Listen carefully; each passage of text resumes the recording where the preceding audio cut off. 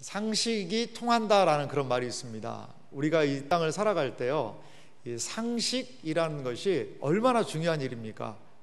상식이 없이 행동하는 때가 참 많죠. 사람들이 상식 이하의 행동을 하는 사람들이 참 많습니다.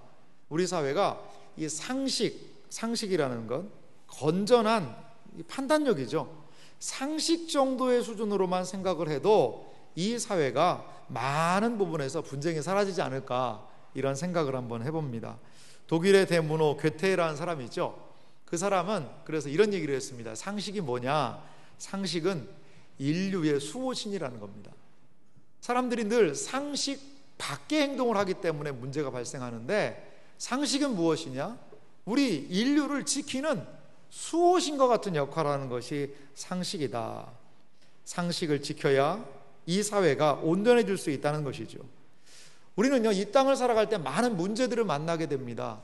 그 문제 앞에서 때로는 우리가 이 문제를 풀어나가기 위해서 상식적이고요, 또 일반적인 방법으로 접근을 해야 합니다.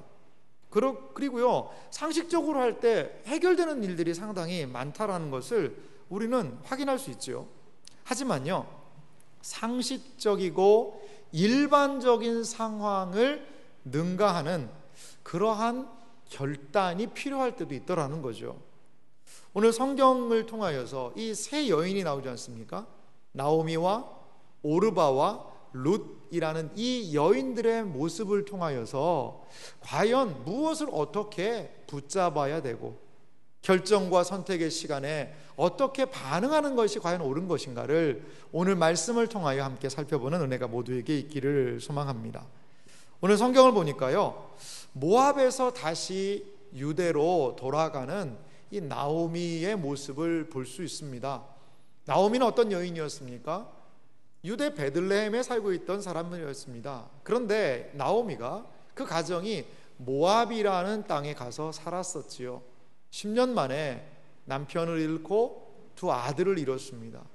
이제 나오미는 이 남편을 잃은 두 자신의 며느리와 함께 유다 땅으로 다시 돌아오려는 그러한 시도를 하고 있습니다. 오늘 룻기 1장 6절은 이렇게 말합니다. 그 여인이, 이것은 나오미를 이야기해요. 모압 지방에서 여호와께서 자기 백성을 돌보시사 그들에게 양식을 주셨다 함을 듣고 이에 두 며느리와 함께 일어나 모압 지방에서 돌아오려 하여. 이제 나오미는 모압 지방에서 다시 하나님께서 백성을 돌보시고 양식을 주었다는 유다 땅으로 돌아가려고 합니다. 7절은 이어서 말합니다. 있던 곳에서 나오고 두 며느리도 그와 함께하여 유다 땅으로 돌아오려고 길을 가다가, 유다 땅으로 돌아오려고 이제 이 세 여인이 길을 출발했다는 거죠. 여러분, 이 세 여인의 공통점은 무엇입니까?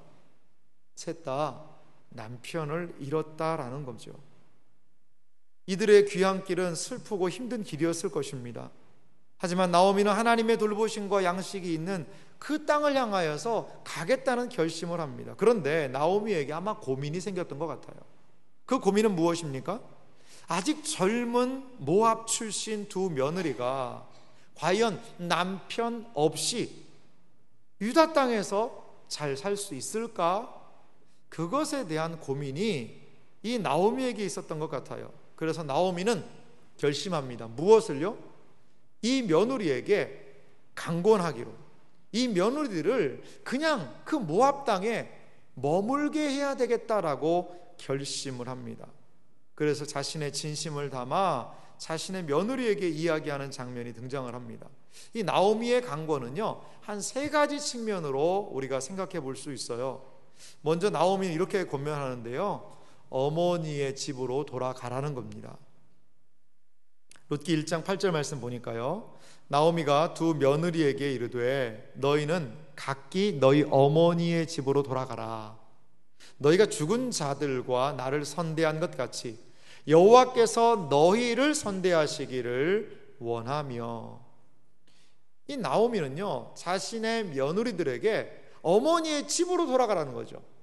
여러분, 근데 왜 어머니의 집이라고 했을까요? 보통은 아버지의 집이라는 표현을 쓰는데 어머니의 집이라는 표현은 어떤 의미일까요? 어떤 성경 주석학자는요, 그래서 이렇게 그 주석한 부분이 있더라고요. 보니까 오르바하고 룻, 이 두 여인의 아버지가 공교롭게도 돌아가셨다. 그래서 이들이 돌아갈 것은 어머니의 집밖에 없는 거다. 이렇게 주석을 해놓은 부분이 있더라고요. 그런데요, 어머니의 집이라는 표현이 성경에 한 3번 정도 쓰인다고 그럽니다. 한 3번 쓰였는데 한 번은 오늘 이 본문이고요. 2번의 내용을 살펴보니까 무엇과 연결되느냐? 결혼과 연결된다는 거예요. 결혼과. 그러니까 결혼에 관한 논의와 계획을 짜는 장소가 어디예요? 어머니의 집이라는 겁니다.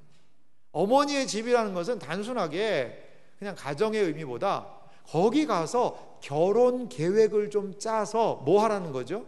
결혼하라는 겁니다. 어디로요? 그 다음 절도 나오지만 남편의 집으로 갈 수 있는 길이 어머니의 집을 통하여 가능하다라는 거죠. 이것은 나오미의 아마도 진심이었을 것입니다. 두 번째 나오미의 간구는 무엇일까요? 남편 집에서 위로를 받으라는 겁니다.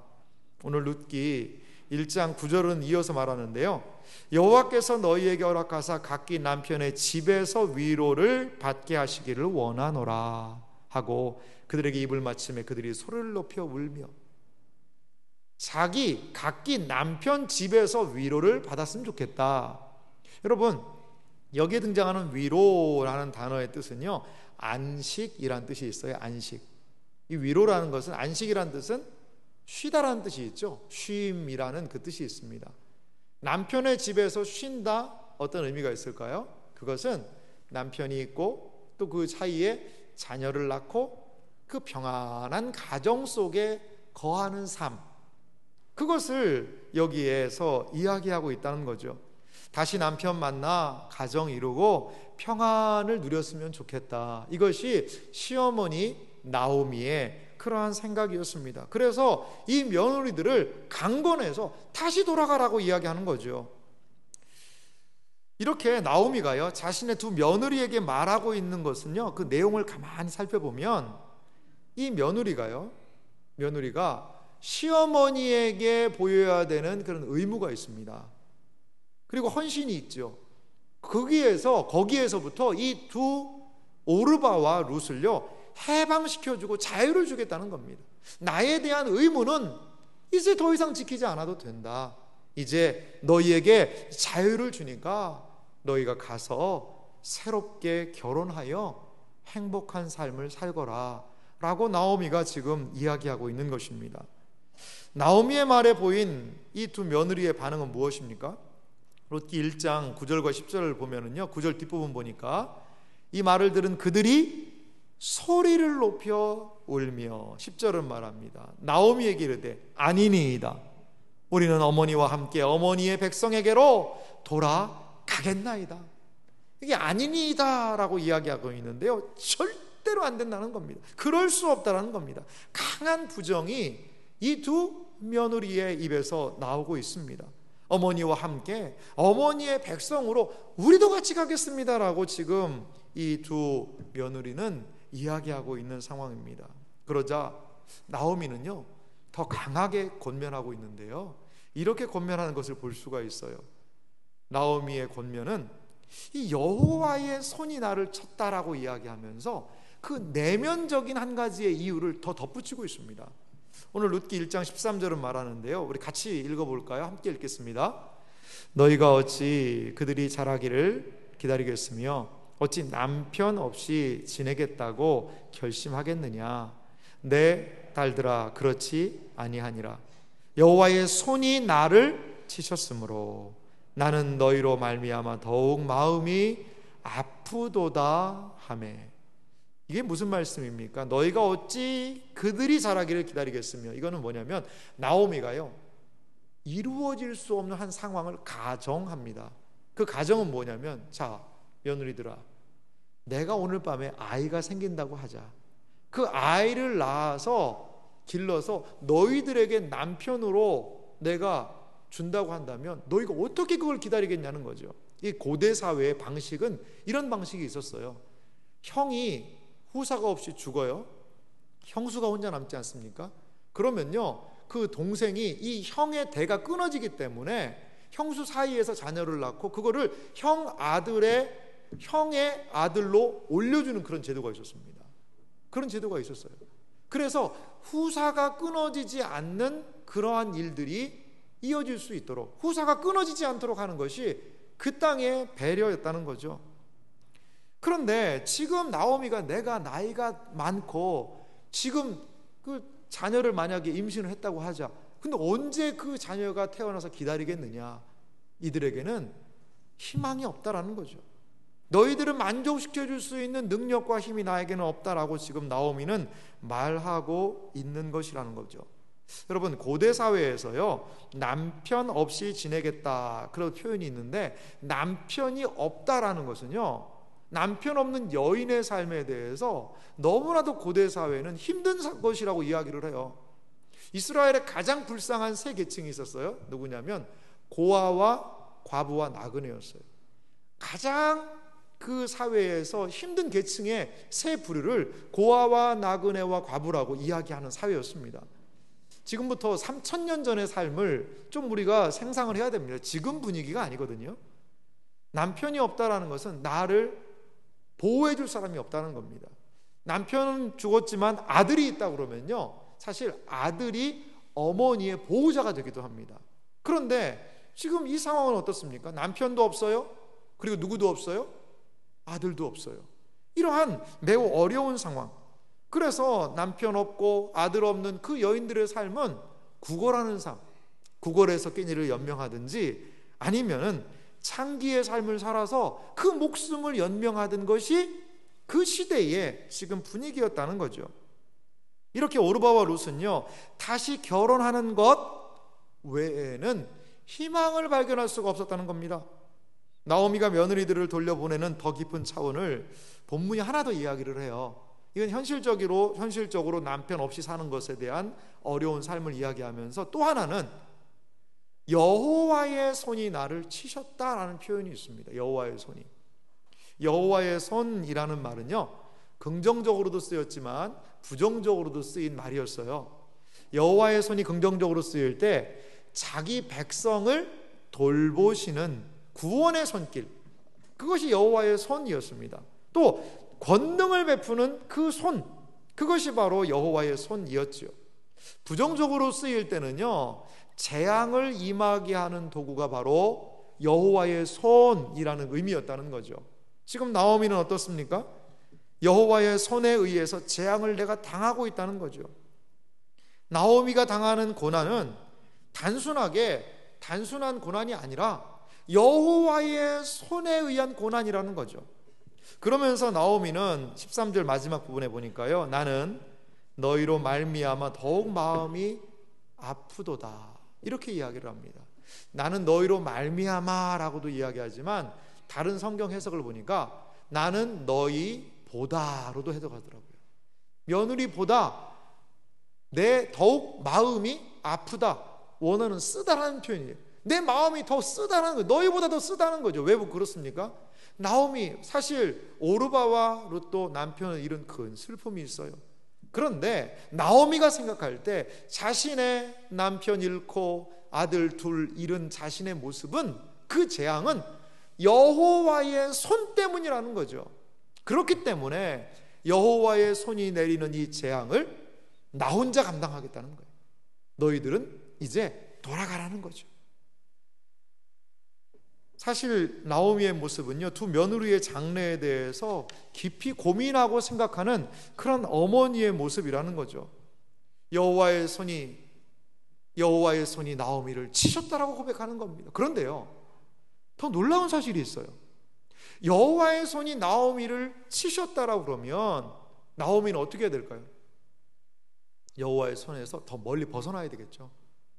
여호와의 손이 미치지 않는 곳을 향해서 도망가야 됩니다. 그런데 나오미는 어디로 갑니까? 나오미는 여호와의 손이 더 강력히 역사하는 유다 땅으로 들어가고 있다는 거죠. 그의 손을 더 가까이에서 직면하겠다는 겁니다. 데이비드 애킨슨이라는 성경학자가요, 이 부분을 참 이렇게 정리해놨는데 많은 공감이 있었습니다. 제가 읽어드릴 테니까 보십시오. 나오미의 경험이 입증하듯이 환난을 당하면서도 시종일관 나오미가 갖고 있었던 신뢰는 여러 당혹스러운 현실에도 불구하고 그 환난이 바로 사랑하는 아버지의 손길에서 나온 것이라는 사실을 확실히 믿고 그 손 아래 겸손히 머리를 숙이는 것이다. 여러분, 이 내용을 다시 한번 보세요. 환난을 당하면서도 시종일관 나오미가 갖고 있는 믿음이 있었다는 겁니다. 그것은 무엇입니까? 이런 어려운 상황에도 불구하고 그 환난이요, 바로 어디에서 나왔다는 거예요? 여호와의 손에서 내 환난이 나왔다는 거예요. 하나님의 손에서 나의 재앙이 나왔다라고 이야기를 하는 겁니다. 그러면 어떻게 해야 돼요? 하나님 그럴 수 있습니까? 원망하고 그냥 눈물 짓고 하나님에 대해서 이런 세상이 어딨냐라고 하고 하나님을 더 멀리 도망가는 그 삶이 아니라 아버지의 손길에서 재앙이 나왔음에도 불구하고 그 손길 아래 어떻게 한다는 거죠? 겸손히 머리를 숙이는 것입니다. 나오미에게 임한 하나님의 손길은 분명히 재앙이었습니다. 하지만 그는 다시금 여호와께 나아갑니다. 왜냐하면 재앙을 허락하셔서라도 다시금 하나님의 품으로 인도하는 하나님의 또한 다른 손길이 있으리라고 그는 기대했기 때문입니다. 선지자 하박국은요 이렇게 말합니다. 하박국 3장 2절인데요. 여호와여, 내가 주께 대한 소문을 듣고 놀랐나이다. 하박국이 왜 놀란지 아세요? 이스라엘 백성이 범죄한다고요 갈대아라는 나라를 들어서 이스라엘 백성을 치겠다는 겁니다. 이스라엘 백성을 망하게 하겠다는 거예요. 그걸 듣고 깜짝 그 소식 듣고 놀란 겁니다. 하박국은 고민이 많아요. 고민을 합니다. 질문을 합니다. 그런데 3장에 이렇게 하나님의 주권을 인정하면서 말하죠. 내가 주께 대한 우리나라가 망하는 소식 듣고 깜짝 놀랐습니다. 여호와여, 주는 주의 일을 이 수년 내에 부흥하게 하옵소서. 여러분, 이게 무슨 말인지 아십니까? 이 의미가? 이거 우리 좋은 말로 생각을 하지 않습니까? 부흥했으면 좋겠다. 부흥이란 단어가 있으니까. 그런데 사실은 이건 무슨 말이냐면 그 갈대아라는 나라를 통해서 우리를 치라는 겁니다. 하나님 그렇게 하세요. 진노를 베풀어 주십시오. 심판하십시오. 이런 말입니다. 그러면서 이 수년 내에 나타내시옵소서. 하지만 하박국의 기도가 있지요. 진노 중에라도 긍휼을 잊지 마옵소서. 이것이 저는 나오미의 기도가 아니었을까, 이러한 생각이 들어요. 하나님의 손이 나를 치셨지만 내가 그 하나님의 손이 더 강력하게 미치는 그곳으로 갑니다. 주님, 진노 중에라도 긍휼을 잊지 말아 주옵소서. 혹시라도 지금 하나님의 손이 나를 치는 것과 같은 고통 가운데 계신 분 계시지 않습니까? 왜 나한테 이런 문제가 왔고, 왜 나는 이렇게 삶이 어렵고, 하나님 이럴 수 있습니까? 라는 원망과 실망이 생깁니까? 하지만 우리 하나님의 손으로 그래도 우리 나아가야 합니다. 왜 그렇습니까? 우리 하나님이 때로 우리를 어려움을 주시기도 하지만 그 하나님께서는 그 진노 중에라도 긍휼을 잊지 않으시는 분이시라는 것을 여러분 믿으시기 바랍니다. 이것이 바로 우리가 믿는 믿음 아닐까요? 그렇습니다. 강권하는 나오미의 말에 이 두 며느리는 각각 다른 태도를 취하는 것을 볼 수가 있습니다. 여러분, 이들이 끝까지 붙들어야 했던 것이 있습니다. 무엇을 과연 끝까지 붙들어야 할까요? 먼저 끝까지 붙드는 모습을 보면서 생각할 수 있는 것이 오르바의 태도입니다. 오르바는요 어떻게 행동을 합니까? 입을 맞추고 돌아가는 것을 볼 수가 있는데요, 룻기 1장 14절 말씀을 한번 좀 제가 읽어보겠습니다. 그들이 소리를 높여 다시 울더니 오르바는 그의 시어머니에게 입을 맞추되 룻은 그를 붙여찼더라. 오르바의 행동은 무엇이었습니까? 그 시어머니에게 입을 맞췄다는 것이죠. 나오미의 권면, 설득력이 있었습니다. 그래서 인간적으로 불가능한 미래, 희미한 가능성, 그것이 아니라 현재의 기회를 좀 붙잡으라는 겁니다. 나오미가 한 말을 요약하면 그거예요. 불가능하고 그리고 희박한 가능성이 아니라 그 현재의 기회를 놓쳐서는 안 된다라는 나오미의 권면, 그것을 오르바는 받아들였다는 겁니다. 이러한 권면과 냉혹한 현실 앞에서 누가 오르바처럼 결정하지 않을 사람이 어디 있겠어요? 여러분, 우리가 그 상황이 됐다고 생각을 해보세요. 시어머니 쫓아가면 평생 남편 없는 여인으로 빌어먹는 삶을 살아야 되는 거기고, 나는 아직도 아주 젊고 다른 사람에게 결혼해서 시집가면 남편 없고 자녀 낳아서 안정된 삶을 살 수 있는 그 기회가 지금 마지막 기회인데, 거기에서 오르바처럼 오르바식으로 행동하지 않을 사람이 누가 있겠습니까? 그렇습니다. 대부분의 사람들은 오르바식으로 행동합니다. 오르바의 모습은요, 상식적이에요. 오르바의 모습은요, 일반적입니다. 남편이 살아있을 때 남편 잘 섬겼고요, 부모님 잘 섬겼습니다. 그리고 어머니의 권면 따라, 시어머니의 이 간절한 강권에 따라 자신이 살던 곳으로 돌아가려고 합니다.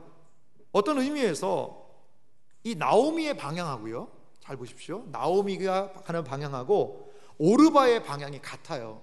아니 이게 무슨 말인가? 이게 뭐 같은가? 보십시오. 나오미 어디로 갑니까? 자기 고향 땅으로 가잖아요.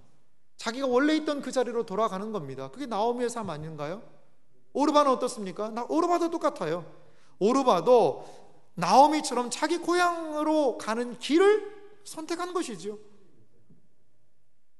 나오미는 자기 고향 유다로, 오르바는 자기 고향 모압으로, 나오미와 오르바의 방향은 지금 일치하고 있다는 거죠.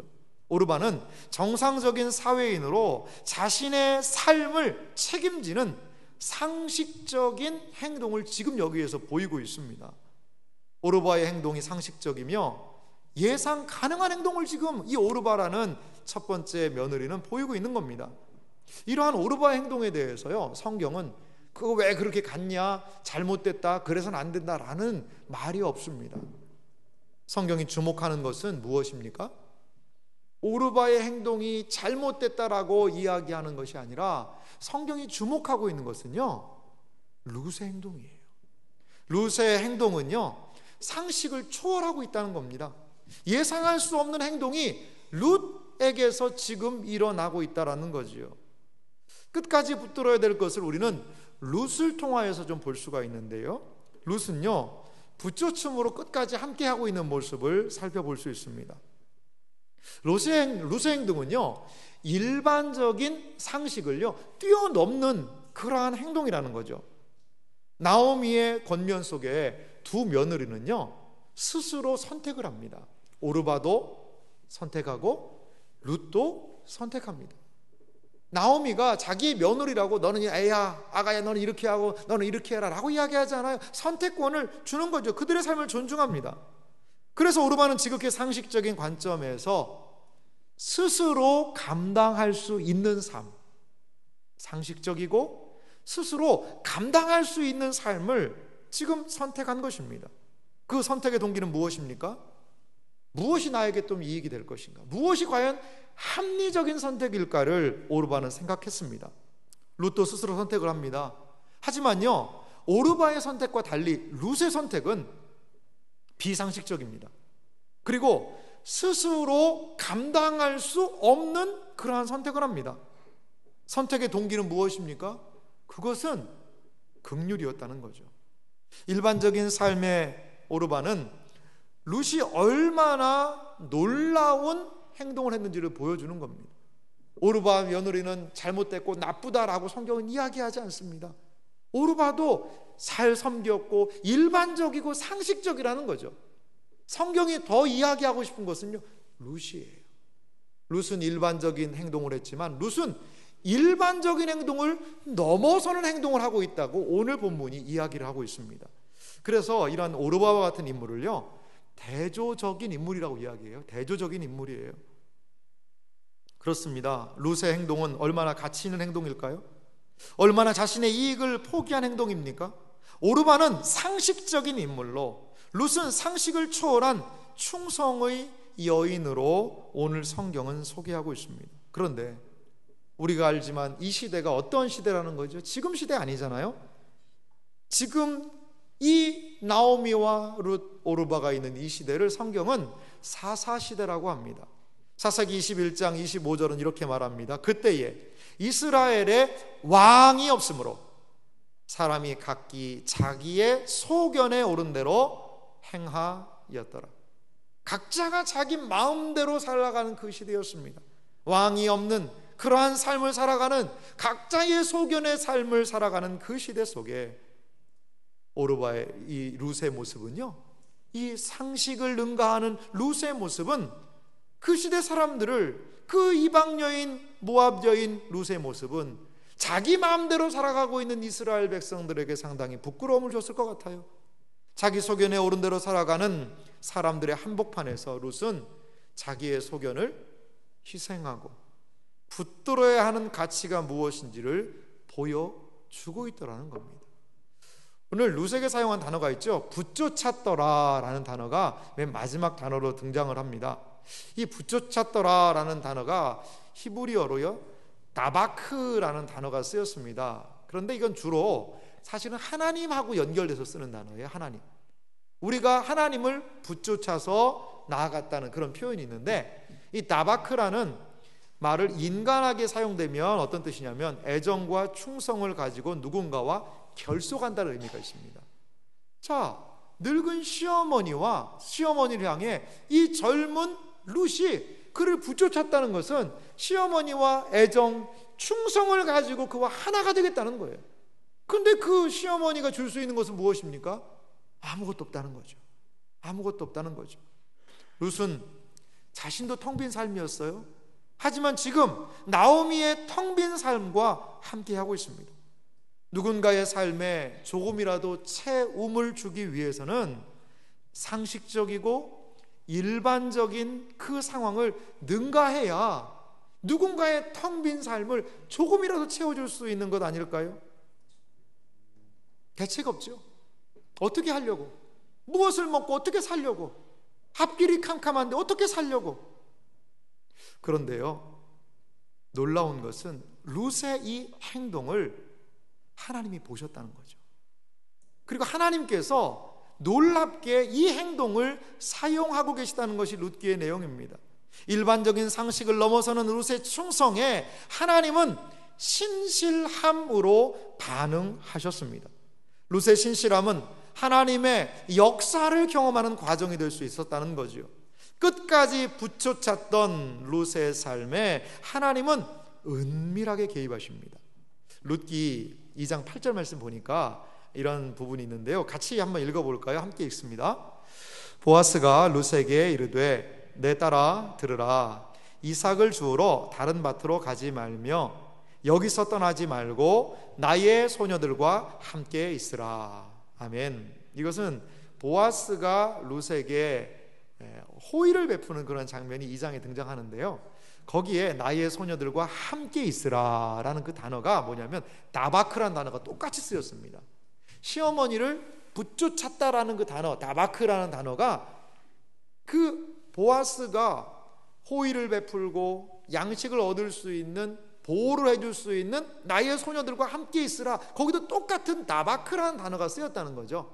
시어머니를 붙잡고 나아갔더니 그에게 보호가 되고 양식을 얻을 수 있는 곳을 붙잡을 수 있도록 하나님이 인도하시더라는 거죠. 그렇습니다. 룻의 이 보이지 않는 미래, 앞길이 캄캄한 미래 상황에서도 그 시어머니에게 베풀었던 그 호의, 그 붙잡는 행동은 무엇이었을까요? 그것이 바로 믿음 아니고 무엇이겠습니까? 믿음이 없다면 이런 행동을 할 수 있을까요? 성경은 믿음을 무엇이라고 정의합니까? 히브리서 11장 1절은 말합니다. 함께 읽겠습니다. 믿음은 바라는 것들의 실상이요 보이지 않는 것들의 증거니. 아멘. 룻의 행동은 분명히 보이지 않는 길, 스스로 통제할 수 없는 삶을 룻은 선택했지요. 하지만 룻이 선택한 믿음의 길에는 하나님의 무엇이요? 보이지 않지만 확실한 하나님의 증거가 가득했다는 것이죠. 룻의 믿음으로 룻이요, 믿음을 가지고 나오미를 붙쫓았을 때 그는 예측할 수 없는 미래에 역사하시는 하나님의 손길을, 하나님의 증거들을 경험할 수 있었다는 겁니다. 우리가 살아가는 시대에 필요한 것이 상식입니다. 합리적인 사고입니다. 그래야 손해 안 보고요, 그래야 이 험악한 세상에서 정신 바짝 차리고 살 수 있습니다. 그런데요, 신자가 기억할 것이 있어요. 때때로 우리에게는 오르바의 방식이 아니라 룻의 방식이, 룻이 보여준 희생과 결단의 삶이 요구되는 때가 있더라는 거죠. 이것이 믿음을 지키는 길이고, 이것이 신자가 나아가야 될 길이라는 겁니다. 우리의 눈에 아무런 증거가 보이지 않는다 하더라도 믿음으로 나아갑시다. 믿음으로 걸어가고 믿음을 따라 선택하는 삶을 삽시다. 그 믿음의 삶에는 분명한 하나님의 증거가 우리의 눈앞에 보이게 될 줄 믿습니다. 우리의 삶을 무엇이라고 이야기합니까? 믿음의 삶이라고 이야기해요. 나는 믿네. 주의 능력으로 나의 삶이 새로워질 것을 믿습니다. 이것이 바로 선택의 순간에 우리가 가져야 되는 믿음이 아닐까요?